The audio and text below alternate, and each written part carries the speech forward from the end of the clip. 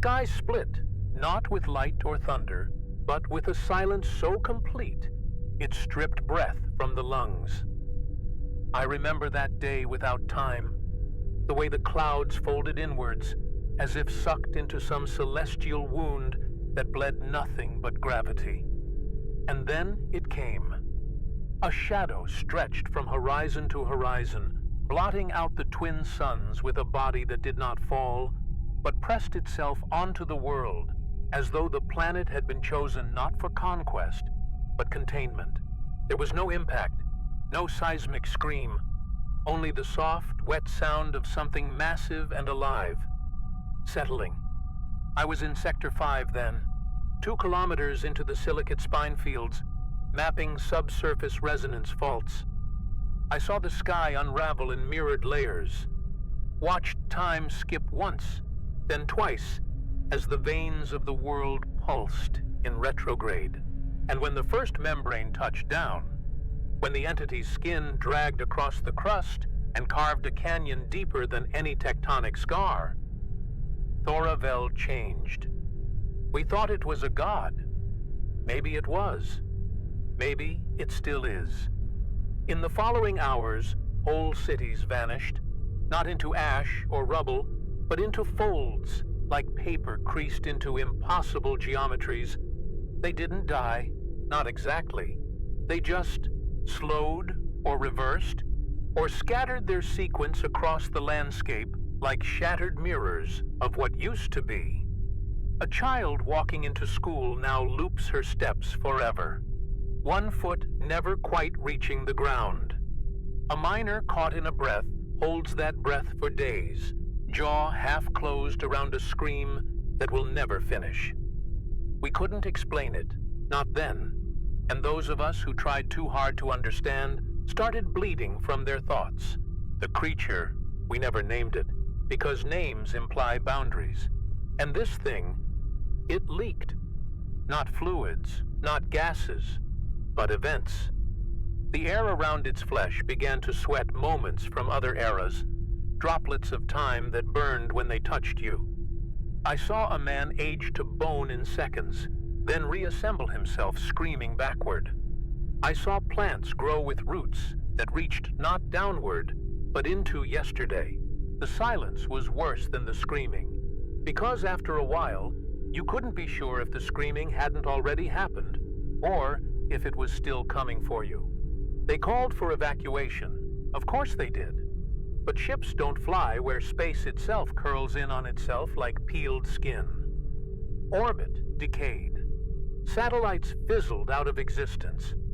Not because they crashed, but because they were unwritten from history.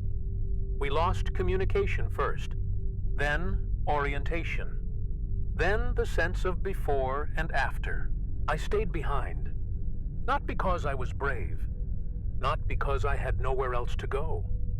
I stayed because I felt it. Not worship, not awe, something lower, dirtier, need. Like it had planted something in me the moment I saw it. Like part of me was meant to bleed for it. And the others, those who stayed, they began to change. Not instantly, but slowly, beautifully, if I'm honest. They began to stitch themselves with threads of flesh drawn from the entity's exposed membranes, sewing their skin into strange geometries, believing it connected them to the creature's dreaming pulse. They called themselves the Laminated and claimed their pain soothed the god, kept it dormant, prevented it from unspooling the last fibers of time. I didn't believe them. Not then, but when I saw the sky ripple, like skin breathing, I wondered.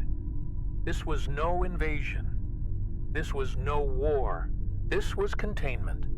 And we were the lid.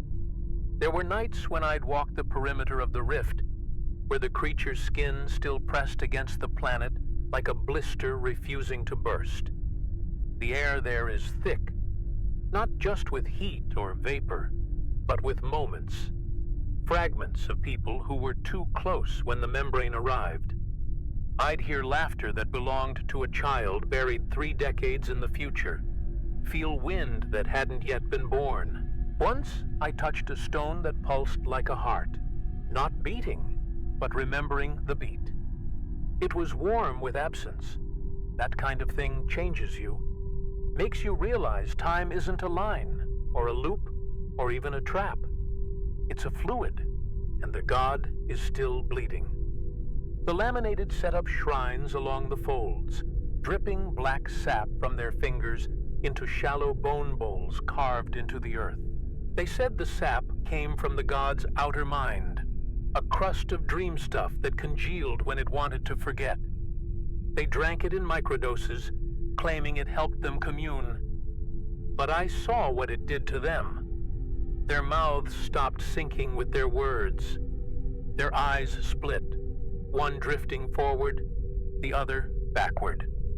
They'd speak in sentences that ended before they began, and yet, they made sense. I listened too long once, and for a moment, I forgot who I was before the fall, and worse, I didn't want to remember. Sometimes I swear I can feel the planet breathing, not in the way it used to, not tectonic or atmospheric, but something subtler, more internal, the kind of breath that expands behind your ribs, slow and terrible and holy. The laminated say it's because the god dreams through us now that we've become its subconscious, a chorus of meat psalms in the temple of a sleeping wound. It's not just poetic madness. The gravity itself shifts during these moments. Buildings lean, fluids climb walls, thoughts fragment mid-sentence. The very notion of stillness becomes offensive to the fabric of reality. And always, after, there's silence, as if the world is listening to its own decay. I used to think I was observing the collapse, that I was just a witness, scribbling details for some future that would never arrive. But the longer I remain here, the more I breathe in the dust of undone moments, the more I walk beneath the sky that refuses to stay put, the more I understand. This is not collapse. This is assimilation. We're being drawn into something far older, far wider than thought, or matter, or memory. We are becoming part of the dream. Not metaphorically, not symbolically, literally. Cell by cell, minute by stolen minute, we are being laminated into the skin of something that cannot die, because it was never alive in the way we understand. And still, I stay.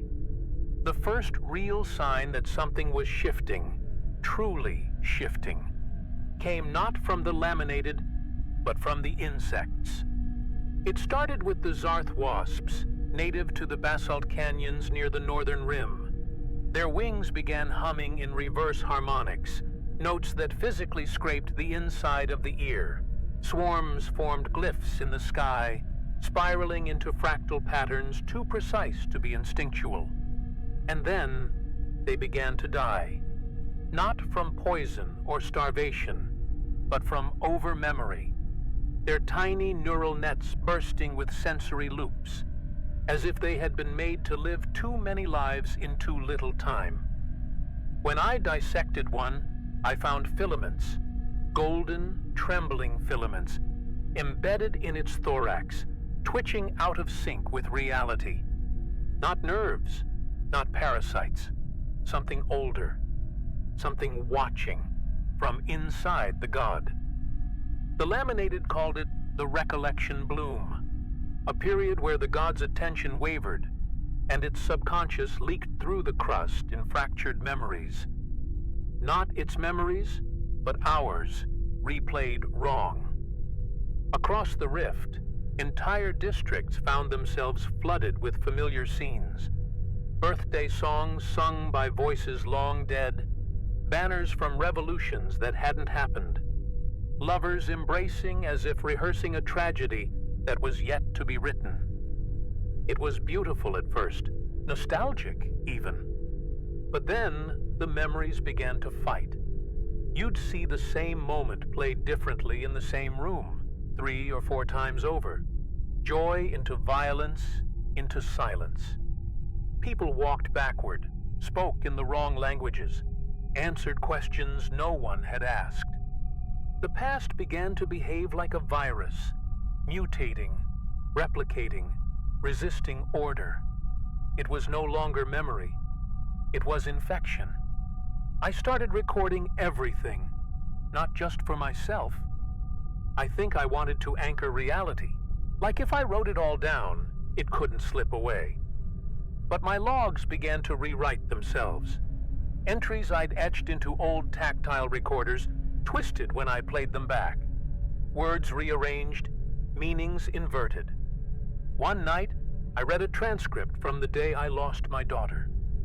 But in the version I held, she survived. And I believed it, for a moment. My hands shook. I cried like I hadn't in years. But the next morning, the entry was gone, overwritten by static that smelled faintly of old snow, and something sweet beneath it, like fruit rotting inside a locked room. I tried to forget, but the truth is, I don't remember now what was real. I only remember which version hurt less. Then the bleeding began. Not mine, not yet, but the land itself. Thin fissures opened across the ridgeways, seeping a clear, viscous fluid that shimmered with flickering images. Faces that twitched, machines that whispered, trees burning in reverse. The laminated rushed to them like pilgrims to a relic, pressing their mouths to the leaks, whispering hymns in languages that sounded like they were being spoken through them rather than by them. One of them turned to me and said, "It's coming to understand itself, through us." Then he tore out his own tongue, calmly, reverently, and dropped it into the crack. The fissure closed around it with a slow, wet sigh. And for a few seconds, time stopped. Not just for him, for everything. I watched a bird hang mid-flight, wings locked, shadow frozen in place. I didn't breathe. I don't think I could have. And then it all started moving again, but wrong, slower, like the world had been rebuffered. I've stopped sleeping, not because of fear, but because I dream in both directions now. Forward, backward, sometimes in loops, sometimes in echoes. The god, if that's what it is, has begun to enter those dreams, not as a figure or voice, but as an absence with weight, like something that presses down on your soul in the shape of what's missing. It doesn't speak, but it listens. I feel it listening through the soil, through the wind, through the breath I hold too long when I remember who I was before the fall. And each time I wake, something is different. My scars have changed sides. My memories rearrange themselves like furniture moved in the dark. And sometimes, when I look at my hands, I don't recognize which version of me is still left. There's a tremor that passes through the ground every few hours now. Not seismic, not mechanical. Something subtler. It doesn't register on instruments anymore, but you feel it. Not in your feet, but in your sequence. Like your own personal continuity slips half a breath out of sync with the rest of the world. You'll blink and find you've moved 3 steps ahead of where you were. Your hands will forget they were holding something. You'll see someone's lips move, and their words arrive too early, or too late. We called them displacement ripples at first, tried to model them, thought they were side effects of spatial stress. But they're too personal, too intimate. These tremors don't affect matter.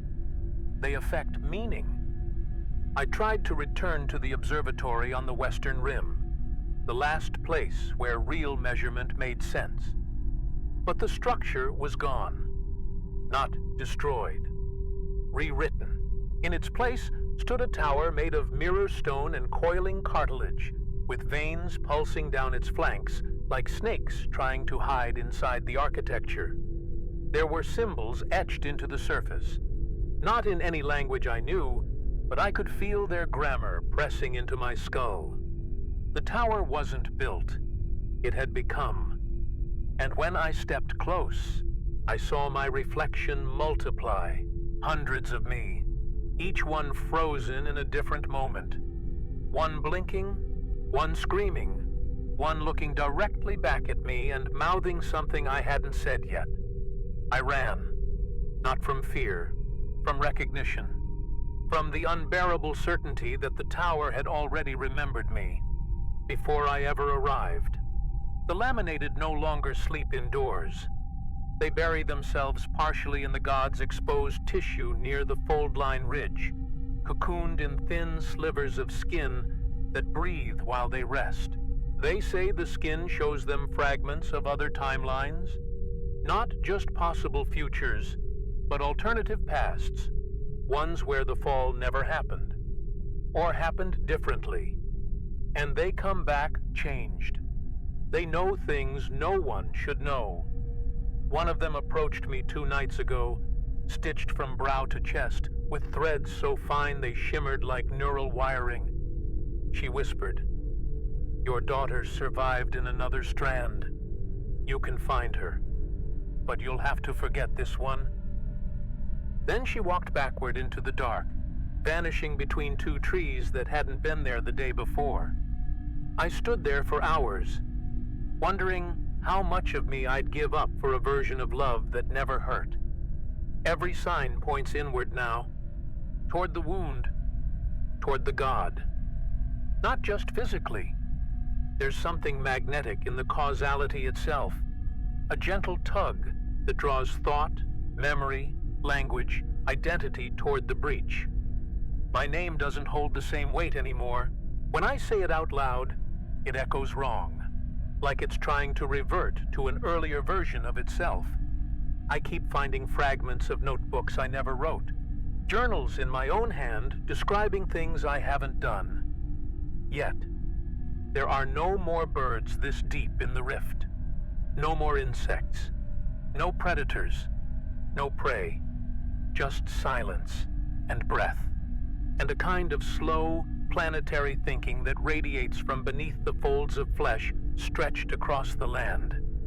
It's not speaking, not yet, but it's remembering us, and through it, we're starting to remember what came before time. It wasn't a decision, not a choice, really. You don't choose to enter something like that. It's more like an inevitability that drips into you, thought by thought, until resistance starts to feel like a form of denial. I crossed the fold line just after the 3rd false dawn, when the light stretched wrong and cast no shadows. The laminated had cleared a path through the overgrown dermal fields, a trail of ritual cuts that wept faint pulses of fluorescent blue from the god's exposed skin. I remember the smell, like scorched metal under sweet rot, like blood that had learned to remember fire. The air got heavy there, pressurized with intention, like the world was holding its breath in anticipation of something sacred. Or surgical. The entry wound was vast, a ragged maw of split membrane arching over fossilized buildings and glistening towers of crystallized cartilage. It hadn't always been there. The laminated said it opened itself to those who were ready. I don't know what that means. I don't think they do either. But I felt it, a trembling in my teeth, in the meat of my tongue, in the fluid around my eyes.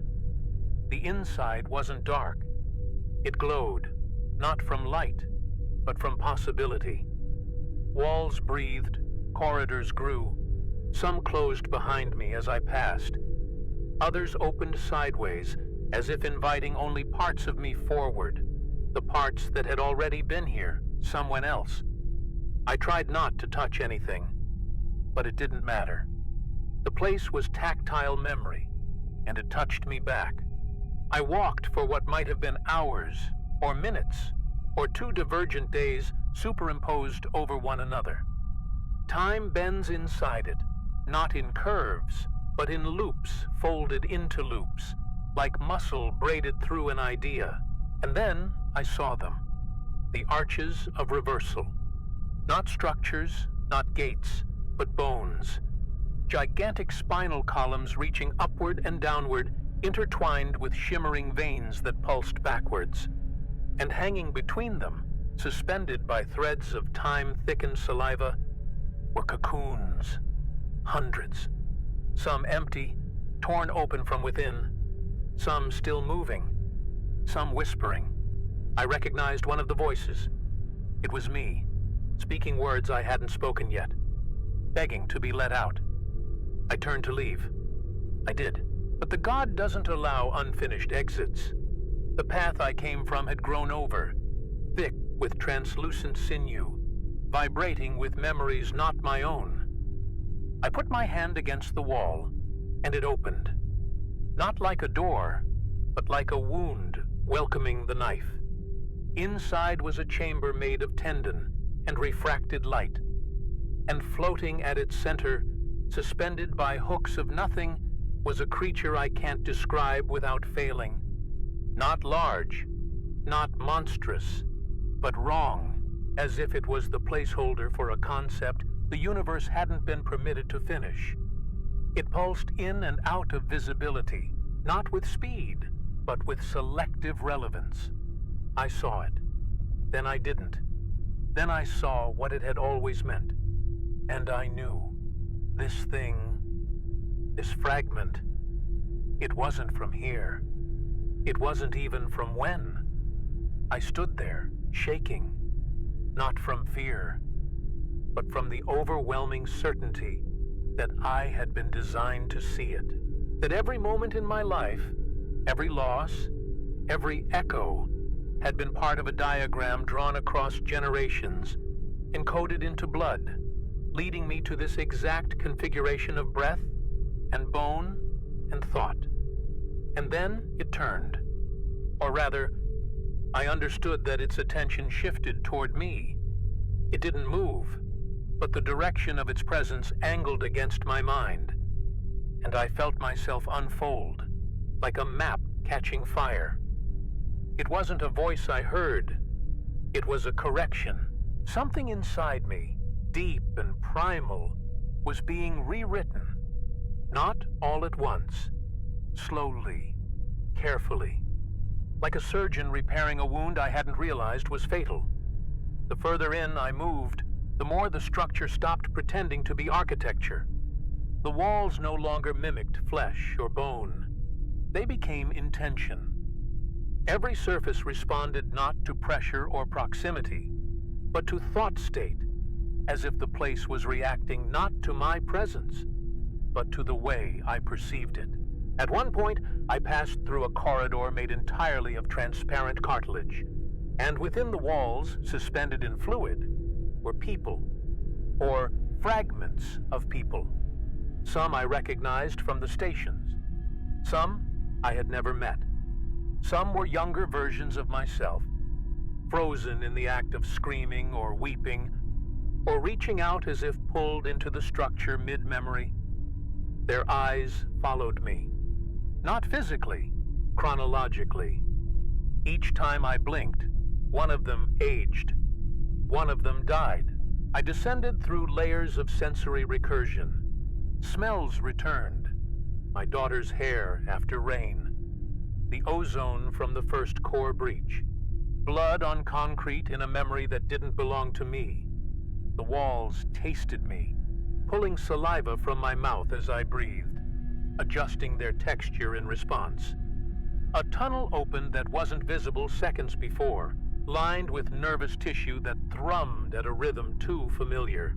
I realized slowly that it matched my heartbeat.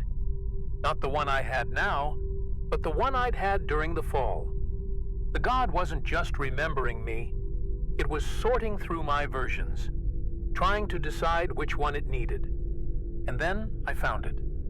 Not the core, not the heart, the lens. A chamber shaped like the interior of an eye turned inward, reflecting itself into infinity. At its center, suspended in a lattice of glass-like matter and humming tendon, was a structure composed of time. Dense, liquid, humming in pulses that made my spine vibrate. I had no language for it, not really, but I understood it immediately. It was not a brain, or a machine, or a control organ. It was a translator, not of sound or data, but of causality. It received existence as input and reprocessed it into meaning. I fell to my knees, not out of awe, out of recognition. This was what the god had fallen with, not a weapon, not a soul, a purpose. And I understood, with the kind of understanding that doesn't pass through words, that the god hadn't fallen onto Thora-Vell. It had been delivered, bound here, exiled, maybe even implanted, into this world like a correction into a faulty document.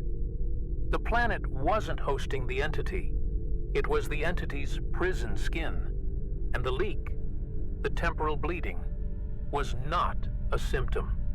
It was a process. It was trying to reconcile time, not just this planet's, but ours, the entire sector, all species, every branching reality channeled into this translator, into this I, to render a final coherence. That's what the laminated misunderstood. They thought they were soothing a wounded god, but the god wasn't wounded. It was digesting. It began in my spine, a slow tingling, like static riding the nerves, but deeper, beneath the tissue, beneath even memory. Something inside me, old, buried, maybe even engineered, started responding to the lens. Not consciously, not emotionally, systemically. My cells began to hum in irregular cadence, as if tuning to a frequency not yet invented. I stumbled back from the translator chamber, but space no longer obeyed direction. Steps folded inward, distances pulsed. I wasn't retreating. I was repeating. With each breath, I moved forward again, not because I chose to, but because some buried version of me already had. The god was unfolding my causality like a wet cloth, peeling apart every decision, exposing the scaffolding of identity beneath it. My skin began to split, not tear, not rupture, split along lines I hadn't known were there, seams that had waited, dormant, for this exact resonance. Beneath the outer layer of me was something older, slick with memory, veined with bioluminescent threads that pulsed in rhythm with the translator's core. The laminated had whispered of this, a stage beyond devotion, beyond sacrifice. They called it the exegesis bloom, when the self is opened and reconfigured into interface. I didn't scream. I couldn't. My lungs were busy echoing breath patterns from multiple timelines, syncing me to versions of myself that had died or never existed. Pain didn't register, not in the usual sense. What I felt was a kind of saturation, like my body was full of unfinished futures, all trying to erupt through the same skin.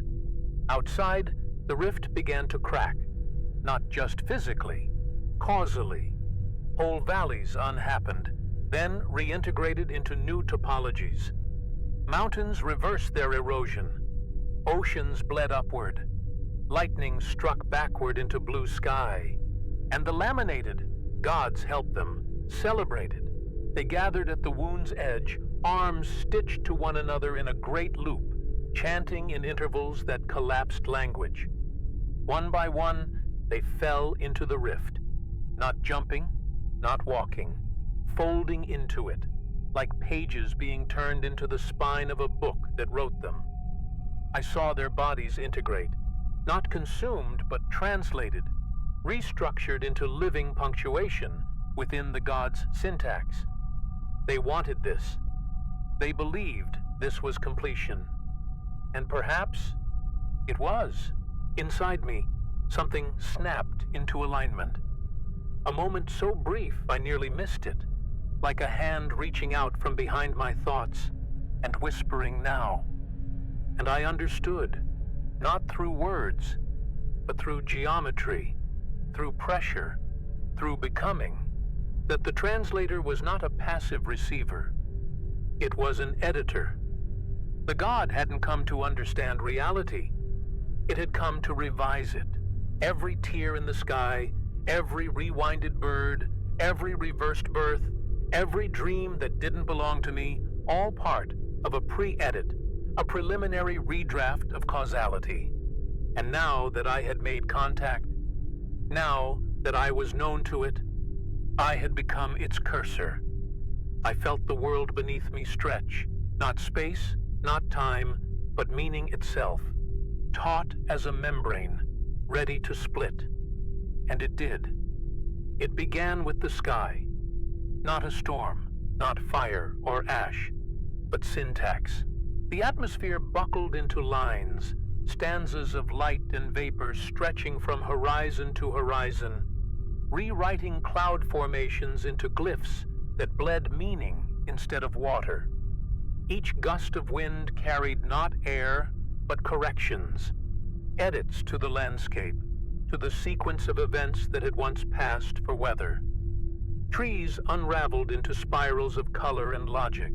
Rivers reversed direction and split into veins, feeding not into oceans, but organs, the planet's organs, long dormant, now emerging through the soil like buried punctuation marks. Entire mountain ranges shuddered, twisted, then collapsed into themselves, not eroded, but deleted. A biosphere turned language, a terrain that began to read itself aloud. Creatures twisted by proximity to the rift began to mutate at impossible speeds. Not evolution, something more responsive. They adapted to intention, not environment.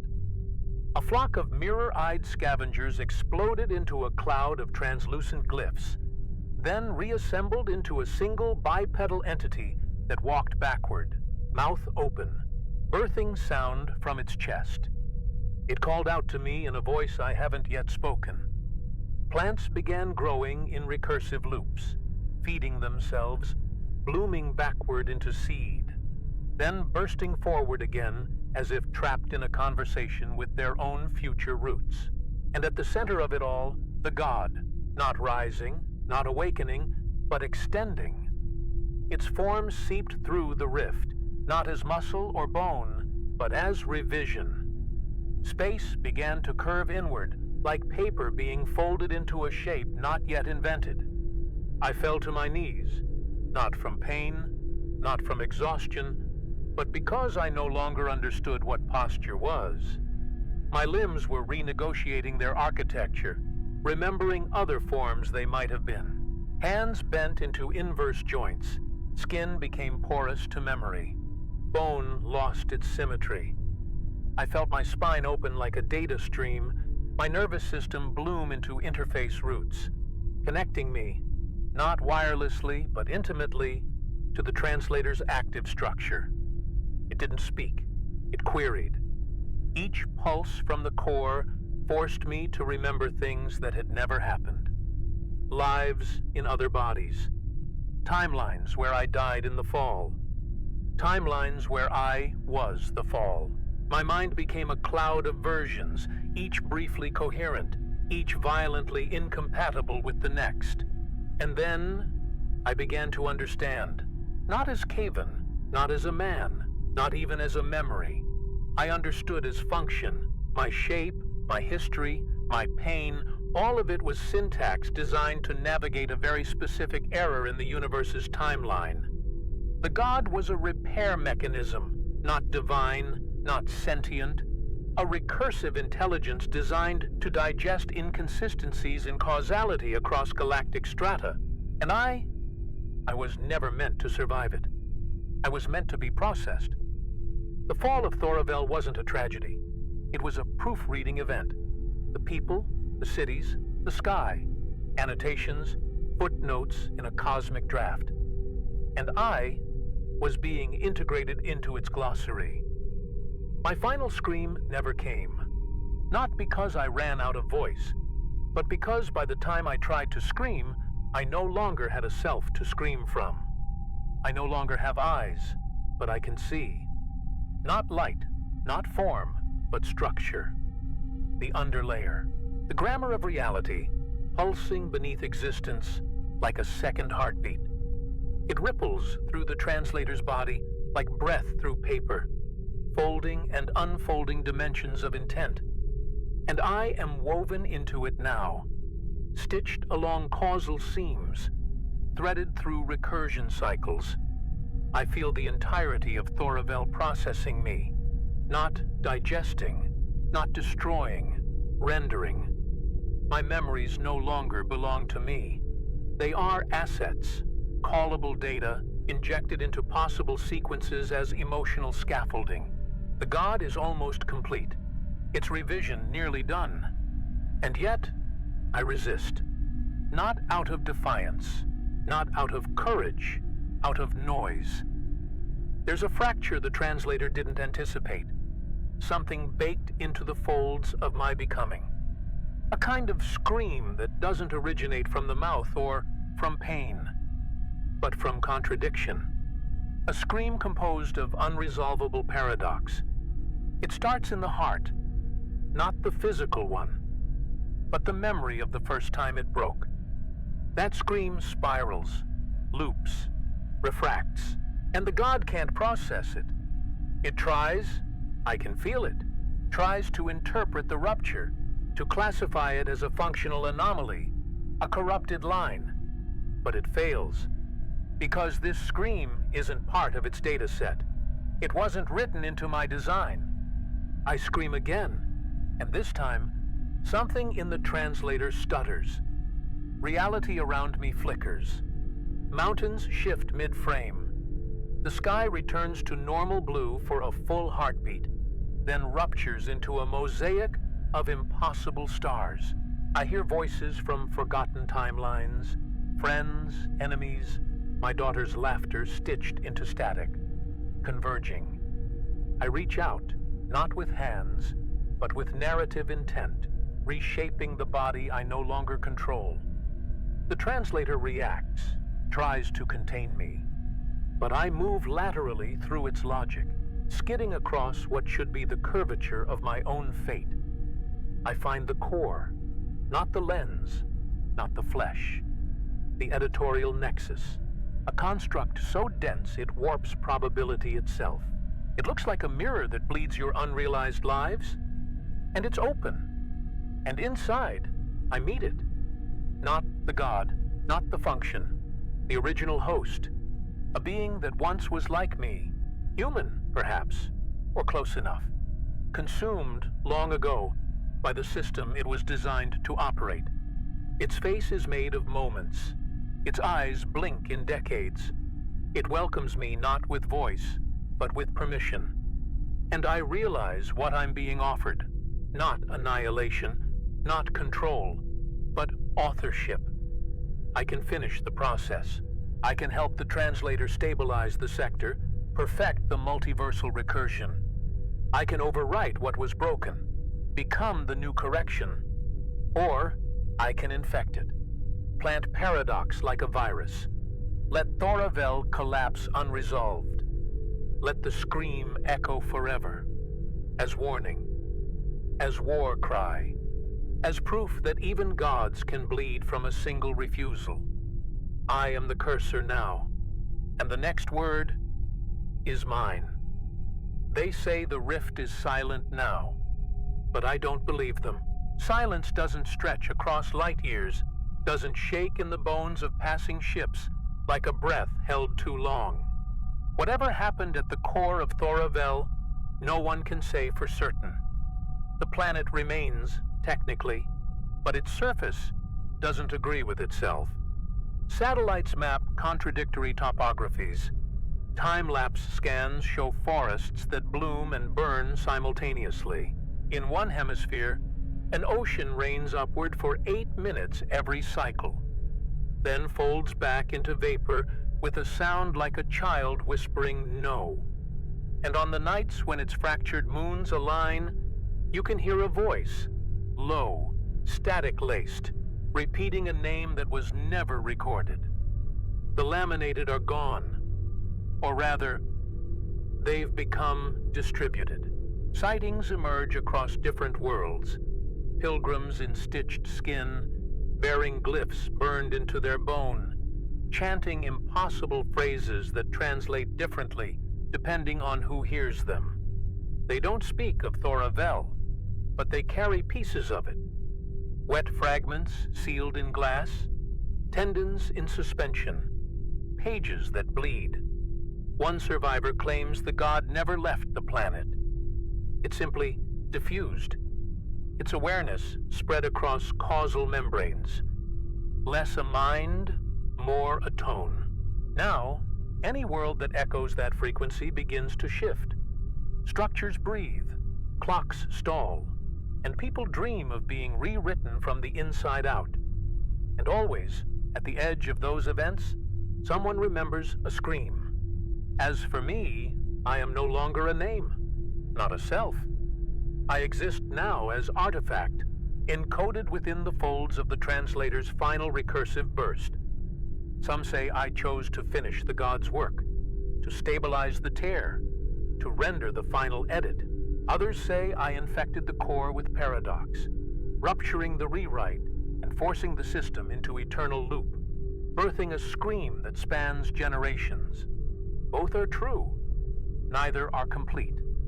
I exist in pockets, echoes across dying suns, inside radio static, inside the eyes of those who stare too long into certain kinds of glass. If you find me, you won't know me, but you will remember something wrong, something familiar, painful, unfinished. That's how you'll know it's me. Thora-Vell still pulses beneath its membrane sky. It still leaks, still dreams. It does not ask to be approached. It does not respond to inquiry. But it remembers the question.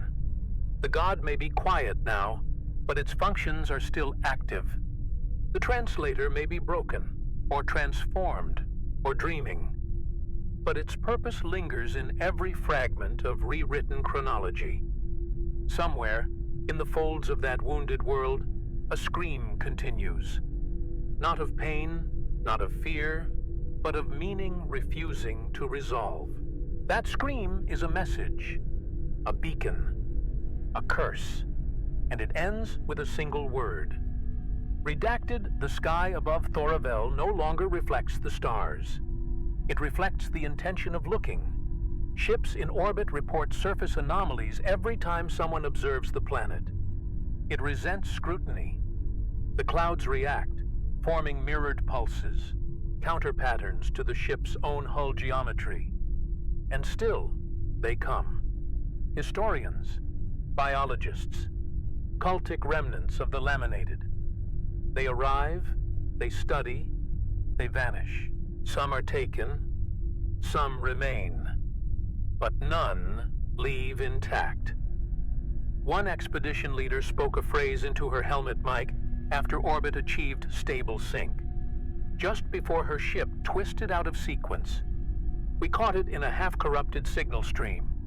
The planet doesn't orbit anything. It orbits an idea. Thora-Vell no longer has continents.